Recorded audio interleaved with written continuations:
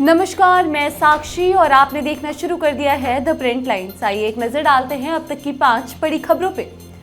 जी हां, ये बड़ी खबर बेंगलुरु से है, जहां जेडीएस नेता HD कुमारस्वामी बताते हैं कि इस देश में कभी भी कुछ भी हो सकता है। किसी ने सपने में भी नहीं सोचा था कि 2018 में मेरी सरकार जाएगी। महाराष्ट्र में भी यही हो रहा है। कर्नाटक में भी भविष्य में अजित पवार जैसा व्यक्ति उभर सकता है। कुछ भी होने में ज्यादा समय नहीं लगेगा। इस साल के अंत में भी ऐसा हो सकता है, अन्यथा लोकसभा चुनाव के बाद ऐसा ही होगा। Why you so very urgent about that development? Because in this country, anything may happen. 2008, 18, 19, anybody dreamt that my government will go collapse? Same thing in Madhya Pradesh, same thing in Maharashtra is going on. Here also, Ajit Pawar type of person may emerge in future days. For that, actually, we have to wait and watch. Would it be DK Shivakumar? Want to know, particularly name anybody. Anything may happen. But how soon, sir? It will not going to take too much time. I mean, Mostly this year end also it may create. Otherwise, after parliament election, it will create. For that, we have to wait. Bhajpa सांसद सुशील कुमार मोदी का नीतीश कुमार पर तीखा वार। जी हां, ये बड़ी खबर दिल्ली से है, जहां भाजपा सांसद सुशील कुमार मोदी कहते हैं कि भ्रष्टाचार के मामले में राज्य के उप मुख्यमंत्री पर चार्जशीट दाखिल हुई है। यही नीतीश कुमार और ललन सिंह थे जिन्होंने चारा घोटाले में चार्जशीट दाखिल होने पर लालू यादव से इस्तीफा मांगा था, जिनका यही चरित्र है कि आज आरोप लगाते हैं और कल अपने स्वार्थ के लिए हाथ मिला लेते हैं। उन्हें इस मुद्दे पर बोलने का कोई हक नहीं है। नीतीश कुमार जब थे तो कभी कार्रवाई की बात की थी? नहीं, देखिए, करप्शन के मामले में राज्य के उप मुख्यमंत्री पर चार्जशीट फाइल हुई है और जब लालू यादव पर चारा घोटाले में आरोप पत्र दाखिल हुआ था तो यही नीतीश कुमार ललन सिंह थे जिन्होंने इनके इस्तीफे की मांग की थी। ये पता लगा कि लालू यादव ने इस्तीफा नहीं दिया।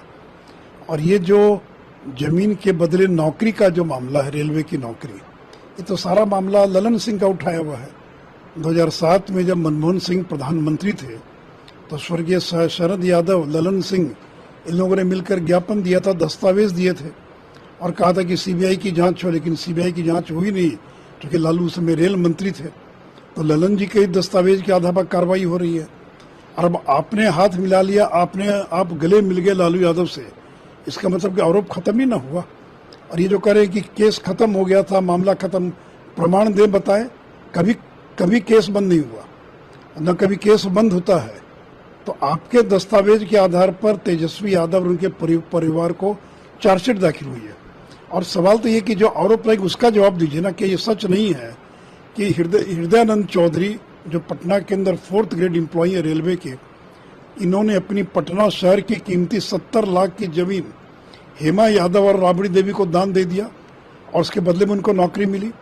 AK इंफोसिस्टम प्राइवेट लिमिटेड, जिस कंपनी को 1 लाख में तेजस्वी यादव और राबड़ी देवी ने खरीद लिया, 1 लाख में, और ये वही company AK Infosystem private limited जिसके पास करोड़ों की जमीन है और जिसके ये 1 लाख में मालिक बन गए।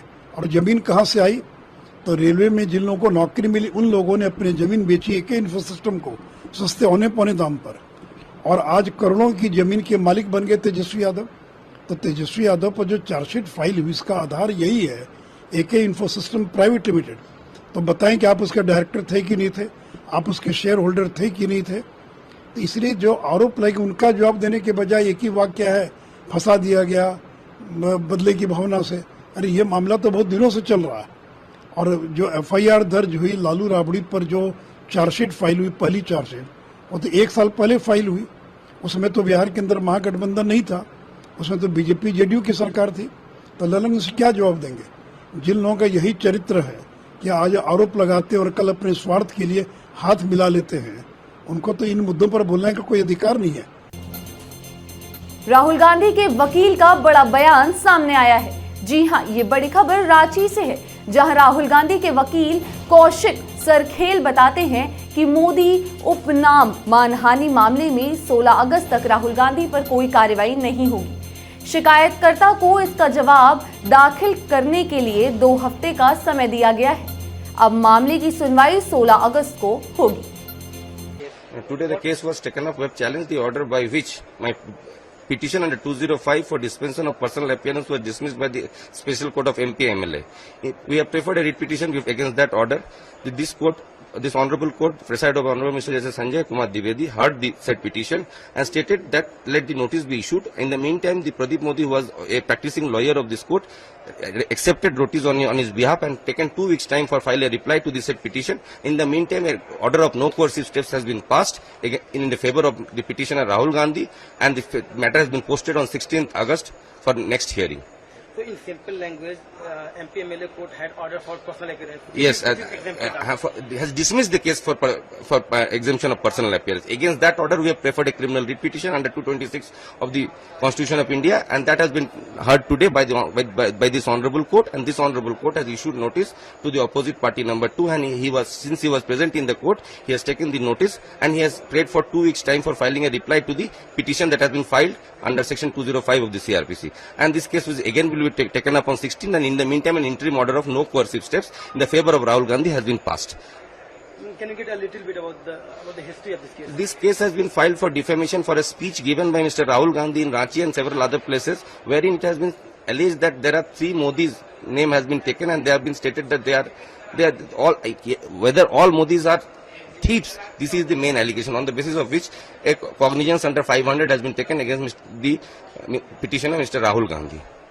And this is the brief facts of the case. We have challenged the order prior to this for quashing the said criminal proceeding that has been dismissed, and thereafter we filed a petition under 205 of the CRPC for dispensing the personal appearance that has been dismissed, and then we preferred a writ application against that order in which the notices have been issued and an interim order of no coercive steps has been given in favour of the NCP, Shiv Sena और कांग्रेस मिलकर करेंगे भाजपा से मुकाबला। जी हां, ये बड़ी खबर मुंबई से है, जहां कांग्रेस नेता बाला साहेब थोराट बताते हैं कि जिनके नंबर ज्यादा होते हैं उनका नेता प्रतिपक्ष होता है।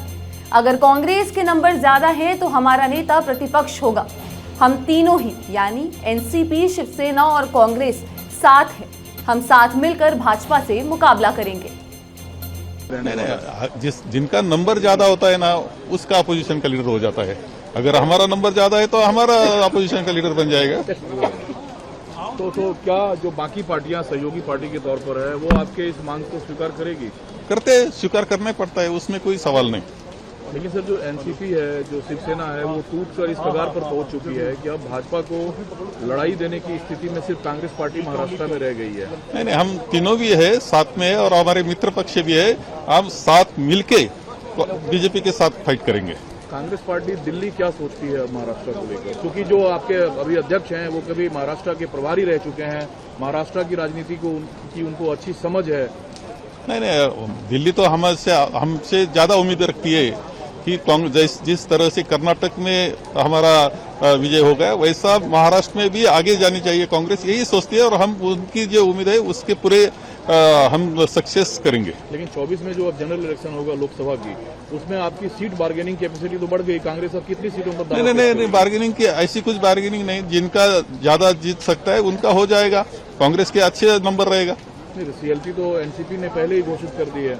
नहीं, एनसीपी ने घोषित किया, उनको गठ नेता घोषित कर सकते हो। आखिर अपोजिशन लीडर का घोषित करने की जिम्मेदारी वो विधानसभा के अध्यक्ष पर होती है। अब आप लोग अपने कुनबे को बचाने के लिए क्या रणनीति बना रहे हैं, तीनों पार्टी मिलकर? एनसीपी नहीं, हमारा आघाड़ी अच्छी रहेगी, साथ में रहेंगे, लोग हमारे साथ में है। गृह मंत्री से मुलाकात पर पुष्कर सिंह धामी का बड़ा बयान। जी हां, ये बड़ी खबर दिल्ली से है, जहां उत्तराखंड के सीएम पुष्कर सिंह धामी कहते हैं कि यूसीसी कमेटी ने 2,35,000 लोगों के विचार लिए हैं। इसके अलावा उन्होंने धार्मिक संगठनों से भी बातचीत की है और इन सब आधारों पर ड्राफ्ट तैयार किया जा रहा है। गृह मंत्री से मुलाकात कर मैंने कांवड़ यात्रा, 4 धाम यात्रा आदि के लिए उनका मार्गदर्शन लिया है।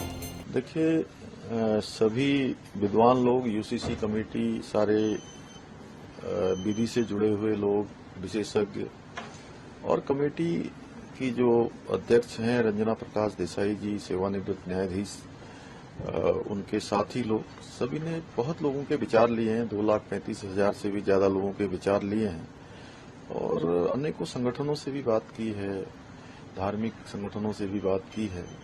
उनके विचार के बाद उन्होंने संकलन कर रहे हैं और वो संकलन उन्होंने पूरा किया है। वो पूरा करने के बाद ड्राफ्ट बनाएंगे और वो ड्राफ्ट हमको मिलेगा।